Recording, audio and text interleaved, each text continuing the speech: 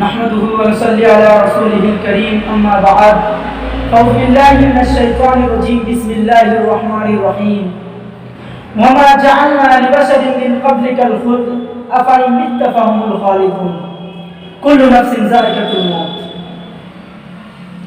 محترم سامعین کرام، سب سے پہلے اس اللہ رب العزت کی تعریف اور توصیف جنہوں نے ہم سب کو پیدا کیا اور پیدا کرنے کے بعد یوں ہی بیکار ارندے پرندے کی طرح نہیں چھوڑا، یوں ہی بیکار بھٹکتے ہوئے راہ پر نہیں چھوڑا، بلکہ ہماری رشد و ہدایت اور ہمیں سیدھی راہ پہ چلانے کے لیے کم و بیش 1,24,000 پیغمبر کو وقتاً فوقتاً مبعوث فرماتا رہا. آخر میں ہمارے آخری کڑی جناب مصطفیٰ احمد مصطفیٰ حبیب کبریا آقا دو جہاں پڑھیے صلی اللہ علیہ وسلم کو اس دھرتی کے اندر مبعوث فرمایا. تمام انبیاء رسول پر گوچے دار درود و سلام ہوں. اللہم صلی اللہم بارک وسلم. سامعین کرام، آج جب ہم اپنے معاشرے کی طرف طویلہ نظر ڈالتے ہیں تو یوں محسوس ہوتا ہے کہ ہمارے معاشرے میں بہت ساری ایسی چیز کمزور ہے. بہت ساری ایسی چیز لوگ جاننے کے باوجود اس پر عمل نہیں کرتے، ان کی تیاری نہیں کرتے. اسی کو دیکھتے ہوئے میں نے آپ حضرات کے سامنے ایک تصویر کا انتخاب کیا ہے. وہ یہ موت ایک اٹل حقیقت. موت ایک اٹل حقیقت، اس چیز کو ہر کوئی مانتا ہے. ہر کوئی مانتا ہے کہ ایک دن موت آنا ہی ہے، چاہے وہ ہندو ہو یا مسلم ہو یا سکھ ہو عیسائی ہو کوئی بھی ہو. ہر چیز ہر دھرم کے ماننے والے اس چیز کو مانتے ہیں کہ ایک دن موت آنا ہی ہے اور ہمیں مرنا ہی ہے، لیکن پھر بھی موت سے غافل رہتے ہیں. ہر کوئی مانتے ہیں.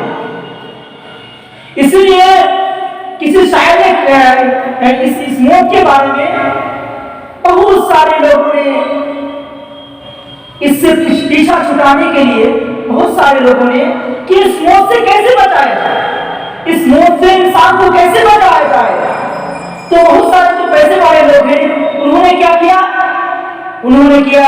کہ بہت سارے بڑے بڑے سائنٹسٹوں کو بلایا اور بلانے کے بعد اس موت کے بارے میں ریسرچ کرنے لگا کہ اس موت سے انسان کو کیسے بچایا جائے، انسان اس موت سے کیسے بچ جاتا ہے. تو بہت کوشش کی، لیکن اس موت کے بارے میں کوئی جانکاری نہیں ہے، کیونکہ یہ قانون الہی ہے، ہمارا اور آپ کا بنایا ہوا قانون نہیں ہے جو کبھی بھی ٹوٹ سکتا ہے. ہمارا اور آپ کا بنایا ہوا قانون جیسے کسی گھر میں بناتا ہے کوئی قانون، یا کسی مدرسے میں کوئی قانون بنایا جاتا ہے، یا کسی اسکول یا کالج میں کسی یونیورسٹی میں قانون بنایا جاتا ہے، یا پورے دیش میں پورے ورلڈ میں کوئی قانون بنایا جاتا ہے. جیسے کچھ دن کی بات ہے کہ ہمارے اس ہندوستان کے جو پردھان منتری ہیں انہوں نے بھی قانون بنایا NLC کے بارے میں. NLC کے بارے میں جب قانون بنایا تو لوگوں نے اس پر آندولن کیا، وہ قانون بدل گیا. لیکن یہ قانون ہے، یہ قانون الہی جو ہے یہ بدل نہیں سکتا. یہ ہمارا اور آپ کا بس کا کام نہیں ہے، بلکہ اللہ رب العزت کا کام ہے. تو اس سے پتا چلتا ہے کہ کوئی بھی ہو جائے اللہ رب العزت کے بنائے ہوئے قانون کو بدل نہیں سکتا. سامنے کیا موت ہر کسی پر آتی ہے. کسی شاعر نے کہا الموت کل نفس شاربہ الباب نفس کل نفس داخلہ القبر باب کل نفس داخلہ. کہ ہر زندہ پر موت آتی ہے، چاہے وہ مرد ہو یا عورت ہو، چاہے وہ بوڑھے ہو یا جوان ہو، عورت ہو یا پھر مرد ہو. ایسا بات نہیں ہے کہ کوئی انسان عورت ہے تو عورت ہونے کی وجہ سے ان کی موت ہو گئی، اور کوئی مرد ہے تو ان کی مرد ہونے کی وجہ سے موت ہو گئی. ایسا بھی نہیں ہے. اور ایسا بھی نہیں ہے کہ کوئی انسان بہت زیادہ طاقتور ہے، بہت زیادہ ان کے پاس مال و دولت ہے، شہرت ہے اور طاقت ہے، ان کے پاس پاور ہے، سب کچھ ہے، اس کی وجہ سے ان کی موت نہیں ہوگی. اللہ رب العزت ان سے ڈر گئے اور ان کے ڈرنے کی وجہ سے اللہ رب العزت نے ان کی موت نہیں دی. تو ایسا بھی نہیں ہے، ان کو بھی مرنا ہے، چاہے وہ کتنی طاقتور ہو یا کچھ بھی ہو، اور کوئی کمزور ہے اور اس کے کمزور ہونے کی وجہ سے اگر یہ سوچے کہ وہ اللہ رب العزت ان کی موت لے لی، تو ایسا بھی نہیں ہے، ان کو بھی مرنا ہے، چاہے کمزور ہو، بوڑھے ہو، بچے ہو، جوان ہو، کوئی بھی ان کو مرنا ہی ہے۔ اللہ رب العزت نے کسی کو ہمیشہ نہیں دی، جیسا کہ میں نے آپ کے سامنے قرآن کریم کی ایک آیت تلاوت کی تھی، وَمَا جَعَلْنَا لِبَشَرٍ مِّن قَبْلِكَ الْخُلْدَ أَفَإِن مِتَّ فَهُمُ الْخَالِدُونَ كُلُّ نَفْسٍ ذَائِقَةُ الْمَوْتِ۔ کہ اے نبی پاک صلی اللہ علیہ وسلم، آپ ان لوگوں سے کہہ دیجئے کہ نہ ہم نے آپ سے پہلے کسی کو ہمیشگی دی اور نہ ہی آپ کے بعد کسی کو ہمیشگی دیں گے۔ تو اس سے پتہ چل جاتا ہے کہ کوئی بھی انسان دنیا میں زندہ نہیں رہ سکتا، ہر جاندار کو موت کا مزہ چکھنا ہے، جیسے کل نفس ذائقۃ الموت، ہر نفس کو موت کا مزہ چکھنا ہے۔ اگر کوئی یہ کہے کہ کوئی انسان بہت زیادہ نیک ہے اور ان کے نیک ہونے کی وجہ سے ان کی موت نہیں ہوگی، تو ایسا بھی نہیں ہے، ان کی نیک ہونے کی وجہ سے جو ان کی موت نہیں ہوگی، تو ایسا بھی نہیں، ان کو پھر بھی مرنا ہے۔ اگر کوئی انسان نیک ہونے کی وجہ سے اگر زندہ رہتا دنیا کے اندر، تو کیا ہمارے رسول صلی اللہ علیہ وسلم سے زیادہ نیک کوئی تھے؟ کیا ہمارے رسول صلی اللہ علیہ وسلم سے زیادہ کوئی اللہ رب العزت کے نزدیک اچھا تھا؟ ایسا نہیں ہے۔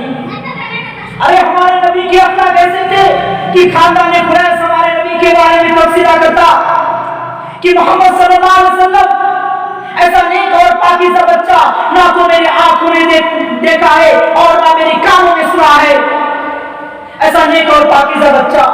تو کوئی کہتا آمینہ کرا کتنا نیک، کتنا بھولا بھالا ہے، ایسا نیک اور پاکیزہ بچہ میں نے نہیں دیکھا۔ ارے ہمارے نبی کے بارے میں لوگ کہتے تھے ارے ان کی اخلاق کتنی بلند تھی، ہمارے رسول صلی اللہ علیہ وسلم کبھی کسی سے فوش کرامی نہیں کرتے، نہ ہمارے رسول صلی اللہ علیہ وسلم کبھی کسی سے بدعہدی کرتے، اور نہ ہمارے رسول صلی اللہ علیہ وسلم کبھی کسی گانے بجانے کی مجلس میں جاتے تھے۔ سامعین کرام، ایسا نیک اور اخلاق والا، ایسے بلند اخلاق والا اگر انسان دنیا کے اندر زندہ نہیں رہا، تو ہم اور آپ کس کھیت کی مولی ہیں؟ ہم اور آپ ایسے ہیں جو اپنے رسول کی بتائے ہوئے راستے پر نہیں چلتے، اللہ کی صحیح عبادت نہیں کرتے، امر بالمعروف نہی عن المنکر نہیں کرتے، ہم اور آپ موت سے نہیں کرتے۔